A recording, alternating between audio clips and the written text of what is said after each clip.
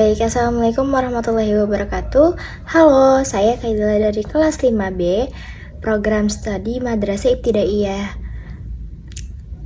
semester 5. Di sini saya akan menjelaskan mengenai materi yang saya pelajari selama di semester 5 ini pada mata kuliah keterampilan berbahasa yang diampu oleh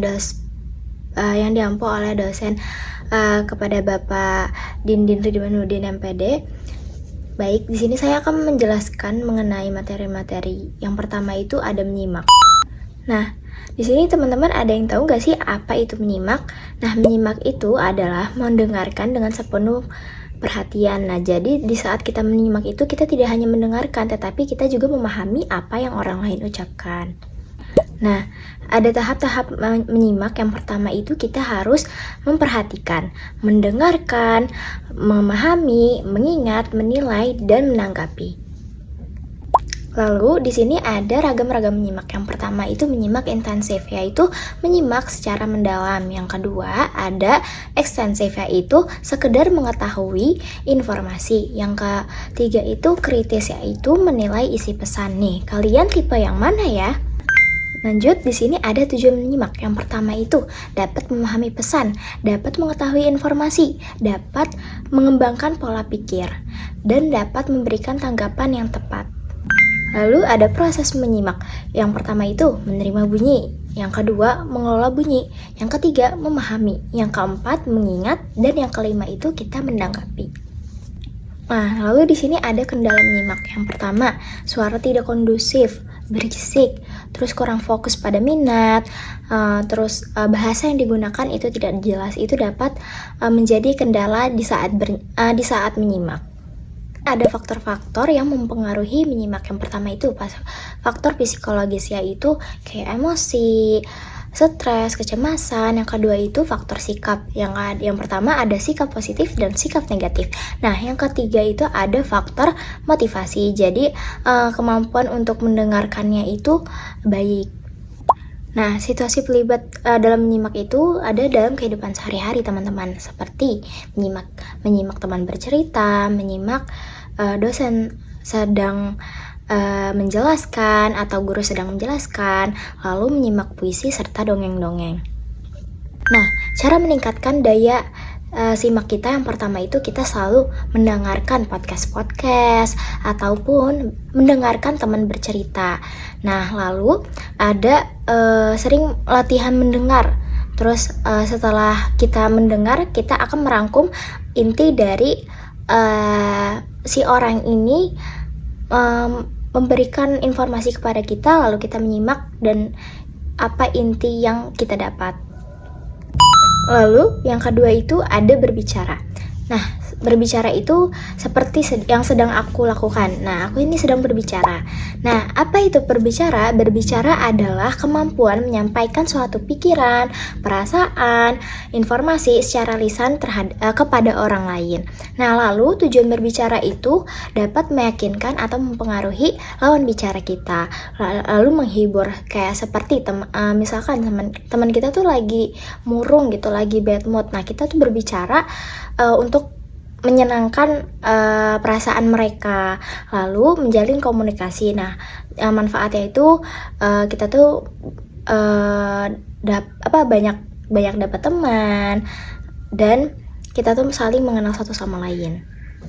Di sini ada berbicara sebagai keterampilan. Nah, berbicara sebagai keterampilan berbahasa ini produktif yang membutuhkan latihan, penguasaan bahasa serta kepercayaan diri.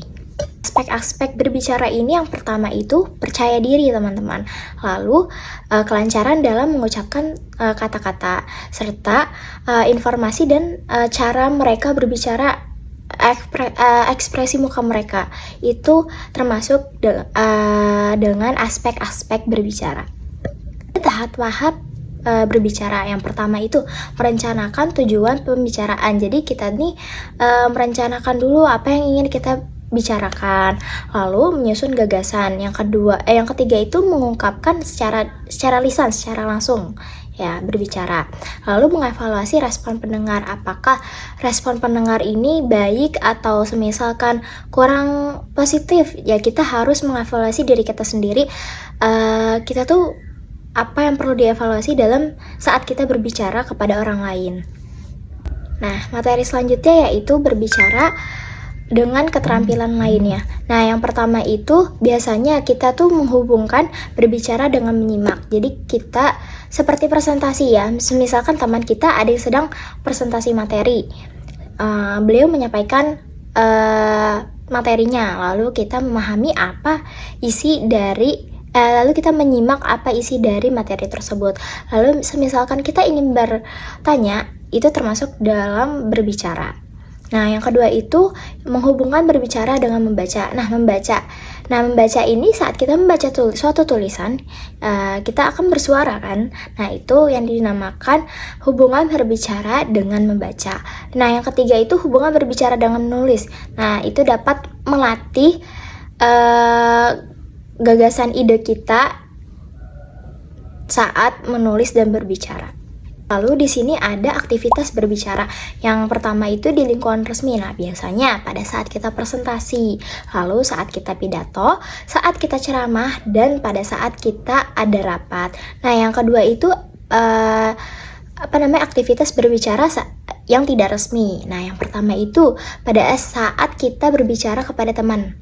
Nah, itu yang dinamakan berbicara tidak resmi. Yang kedua itu diskusi santai. Jadi misalkan berdiskusi apa yang kita ingin lakukan selanjutnya, aktivitas selanjutnya apa yang kita ingin lakukan ya.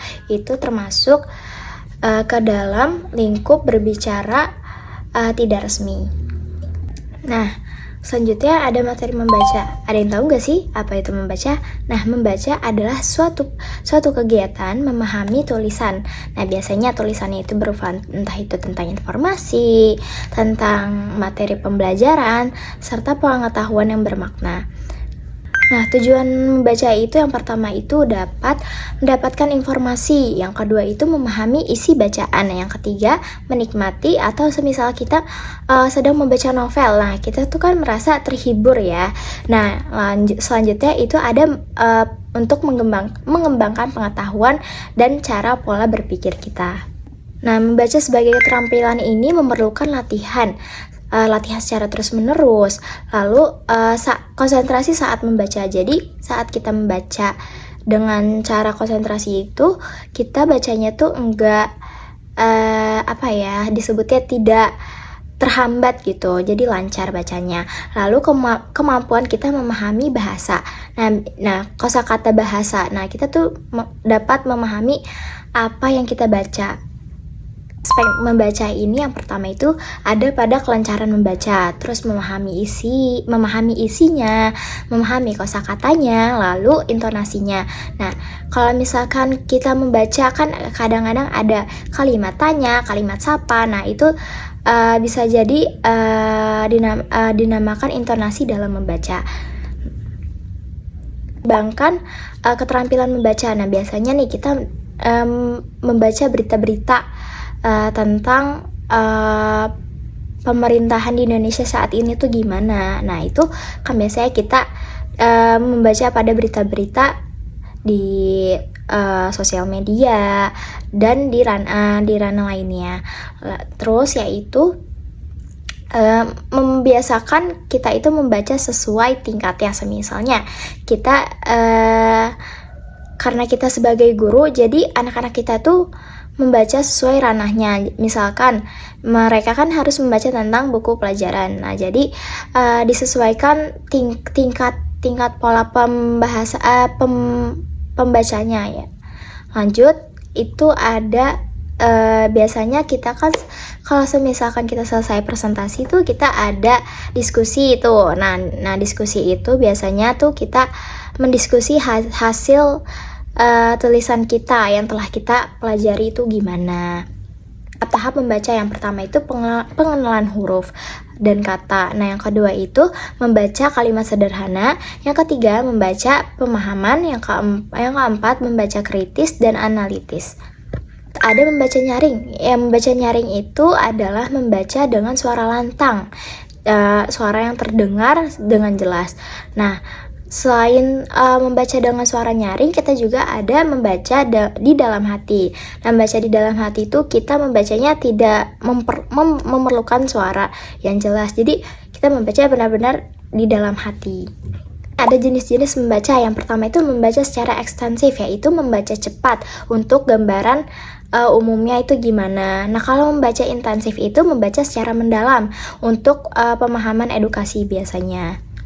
Keterampilan membaca ini kita tuh dituntut untuk memiliki konsentrasi yang tinggi, pemahaman isi bacaan, lalu kecepatan saat membaca, dan kemampuan menemukan ide pokok dan informasi dari apa yang telah kita baca.